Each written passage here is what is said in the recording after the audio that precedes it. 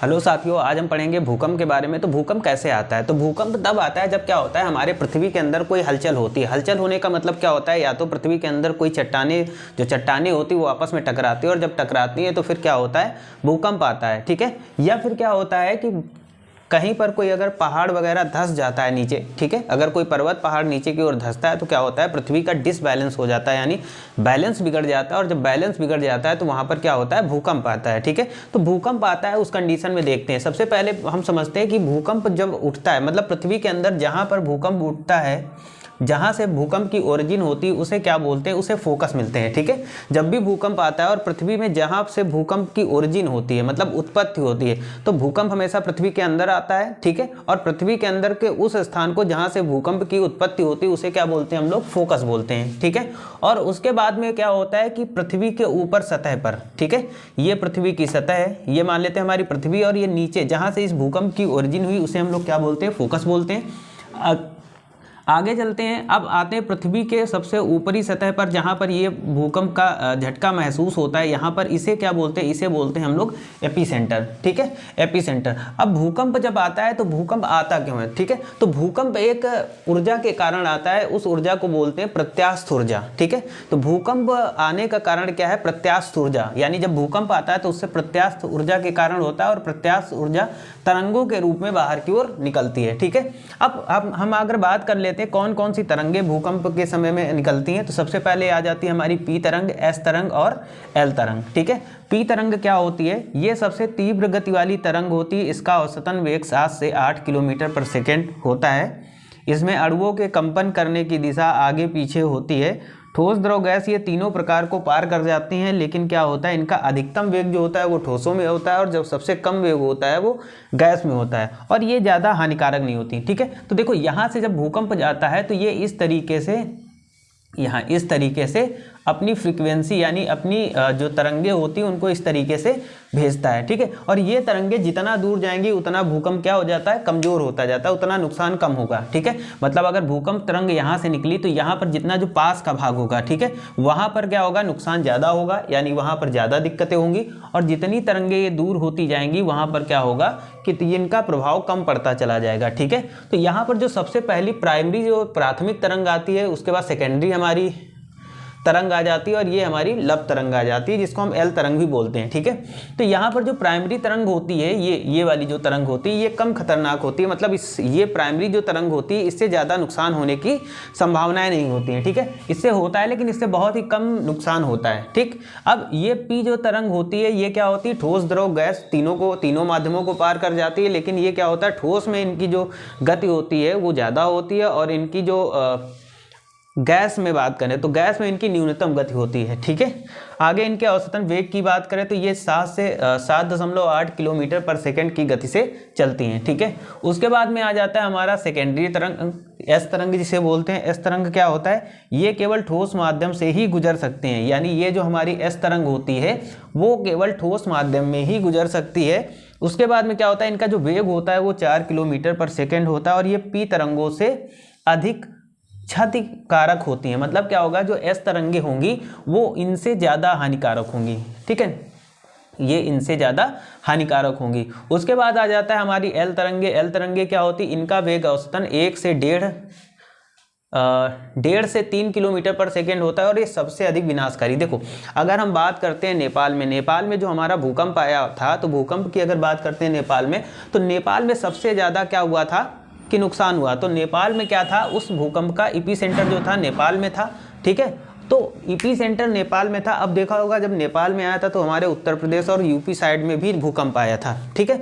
लेकिन अब जहाँ पर एपिसेंटर होता है तो वहाँ पर क्या होता है, नुकसान ज़्यादा होता है। तो भूकंप का जो एपिसेंटर था उस समय वो कहाँ पर था, नेपाल में था, इसीलिए नेपाल में वहाँ पर क्या हुआ था, ज़्यादा नुकसान हुआ था, बहुत सारे घर गिर गए थे, कई सारे लोग मारे गए थे। लेकिन हमारे यूपी वगैरह में जो आया था वहाँ पर क्या हुआ था कि कम नुकसान हुआ था। नुकसान का मतलब नॉर्मली नुकसान हुआ था। ठीक, क्योंकि एपिसेंटर नहीं होता है। तो भूकंप की एक खासियत होती है कि जहाँ पर इसका एपिसेंटर होता है वहाँ पर ये सबसे ज़्यादा नुकसान पहुँचाता है। ठीक है। अब यहाँ पर हम एल तरंगों की बात करें तो ये 1.5 से 3 किलोमीटर पर सेकंड की स्पीड से जाती हैं, और ये सबसे ज़्यादा हानिकारक होती है। मतलब अगर कहीं पर भूकंप आया और भूकंप अगर उस जगह पर, ठीक है, बहुत ही ज़्यादा अगर नुकसान हुआ है तो वो सब किसके द्वारा होगा, एल तरंग के द्वारा होगा। यानी जो एल तरंगे होती है वो सबसे ज़्यादा नुकसान करती है भूकंप में। ठीक है, आइए आगे देख लेते हैं सिस्मोग्राफ क्या होता है। तो सिस्मोग्राफ आप जानते होंगे कि जो भूकंप होता है उस भूकंप की तीव्रता को मापने के लिए एक यंत्र का यूज़ करते हैं जिसे हम लोग सिस्मोग्राफ बोलते हैं। ठीक है, उस सिस्मोग्राफ को क्या करते हैं हम पृथ्वी की सतह के अंदर लगा देते हैं, सतह पर लगा देते हैं और फिर क्या करते हैं कि उसको रखा रहने देते हैं। और जैसे ही क्या होता है पृथ्वी के अंदर कोई भी हलचल होती है वो क्या कर लेता है, उन तरंगों को कैच कर लेता है, जिससे हमें पता चल जाता है कि भूकंप की तीव्रता क्या थी। देखते हैं, सिस्मोग्राफ इलेक्ट्रॉनिक सेंसर से लैस होता है। जो हमारा भूकंप का यंत्र होता है सिस्मोग्राफ, वो क्या होता है, इलेक्ट्रॉनिक सेंसर से लैस होता है। ठीक है, जो ग्राउंड मोशन को इलेक्ट्रिकल वोल्टेज में बदलता है। ठीक है, जो ग्राउंड में मोशन मतलब जब भूकंप आता है, जब तरंगे निकलती हैं तो वो क्या होता है, ग्राउंड मोशन होता है। और उस ग्राउंड मोशन को ये क्या करता है, इलेक्ट्रिक वोल्टेज में बदल देता है। और इलेक्ट्रिक वोल्टेज में जब ये बदलता है तो वो वहाँ पर क्या कर ली जाती हैं, वहाँ पर एब्जॉर्ब कर ली जाती हैं। मतलब एक प्रकार से वो अपने पास उसको पता चल जाता है, यानी हमें पता चल जाता है कि भूकंप की तीव्रता क्या थी, 5.6 थी, 3.5 थी, क्या थी। तो ये सारी चीज़ें हमें किसके द्वारा पता चलती, सिस्मोग्राफ के द्वारा। अब भूकंप आने के कारण क्या हैं, देखो भूकंप आने के बहुत सारे कारण हैं। पहला कारण हो जाता है ये कि अगर क्या होता है कि हम अनबैलेंस कर देते हैं पृथ्वी को। जैसे मान लेते हैं ये हमारी पृथ्वी की सतह है। ठीक है, पृथ्वी की सतह है, मान लेते हैं कि यहाँ पर मिट्टी खुदाई की गई, इसको दो भाग में डिवाइड कर देते हैं। इस वाले भाग में क्या किया गया, ये इसको हम समतल छोड़ देते हैं और यहाँ पर लोगों ने क्या किया, मिट्टी खुदाई कर दी और खोदते ये इतनी गहराई तक मिट्टी खोद डाली यहाँ पर। ठीक है, तो अब देखिएगा यहाँ पर अनबैलेंस हो गया। मतलब यहाँ पर क्या हुआ कि भाई यहाँ एक और जो भाग था वो इतना खाली हो गया, ठीक, और एक और सतह हमारी बनी। तो ये देखो यहाँ पर पृथ्वी का डिसबैलेंस हो गया।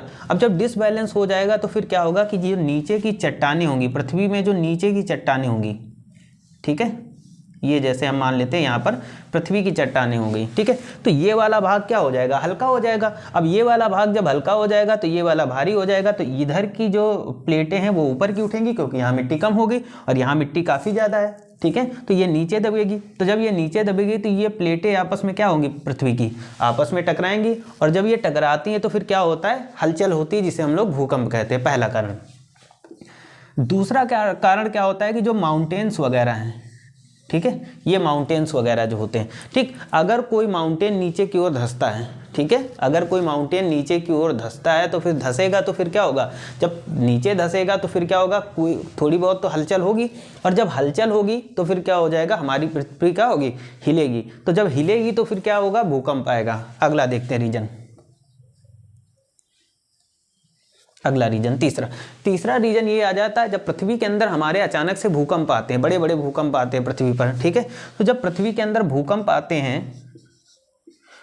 आते हैं तो पृथ्वी की अंदर की जो सतह होती है वो पूरी तरीके से क्या हो जाती है, हिल जाती है। ठीक है, अब जब हिल जाती तो इनकी प्लेटें भी हिल जाती हैं और जब हिल जाती तो फिर हमारे यहाँ अर्थक्वेक हो जाता है। ठीक है, दूसरी चीज़ देखा होगा जैसे हमारे दिल्ली एनसीआर वगैरह में सबसे ज़्यादा भूकंप आते हैं। तो भूकंप आने का कारण ये है क्योंकि दिल्ली हमारी पूरी तरीके से क्या है, खोखली हो चुकी है। ठीक है, तो कहीं ना कहीं पृथ्वी का जो बैलेंस है वो बिगड़ता जा रहा है मानव के द्वारा। ठीक है, तो ये सब कारण है हमारे भूकंप आने के। ठीक है, तो भूकंप में हमने क्या समझा कि भूकंप जहाँ से पृथ्वी के अंदर जहाँ से इसकी ओरिजिन होती है उसे फोकस बोलते हैं, और जब से ऊपर की सतह पर जो भूकंप ये जो वेव्स आती हैं यहाँ पर, ये इसका एपिसेंटर होता है। और 3 प्रकार की वेव निकलती है हमारे जब भूकंप आता है, एस, पी, एस और एल। पी तरंगे हमारी कम हानिकारक होती हैं और एस तरंगे पी की अपेक्षा ज़्यादा हानिकारक होती हैं, और एल तरंगे क्या होती है, ये सबसे ज़्यादा हानिकारक होती हैं। क्यों?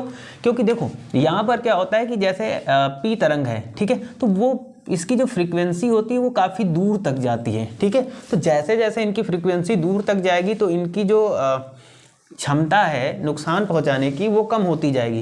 पी तरंगों की और पास रहती है, एस तरंगों की और पास रहती है, जिससे क्या होता है कि ये कम दूरी तक जाती हैं, तो इनकी जो विनाशकारी क्षमता होती है वो पी से अधिक होती है। लेकिन हम अगर एल तरंगों की बात करें तो ये यहीं पर रहती हैं। ठीक है, तो इसीलिए एल तरंगे हमारे लिए सबसे ज़्यादा हानिकारक होती है। ये जहाँ पर भी भूकंप आता है तो ये भूकंप क्या होता है, जहाँ एपिसेंटर बनता है उसको पूरी तरीके से तबाह कर देती हैं। ठीक है, तो ये रहा हमारा भूकंप के बारे में थोड़ी सी जानकारी।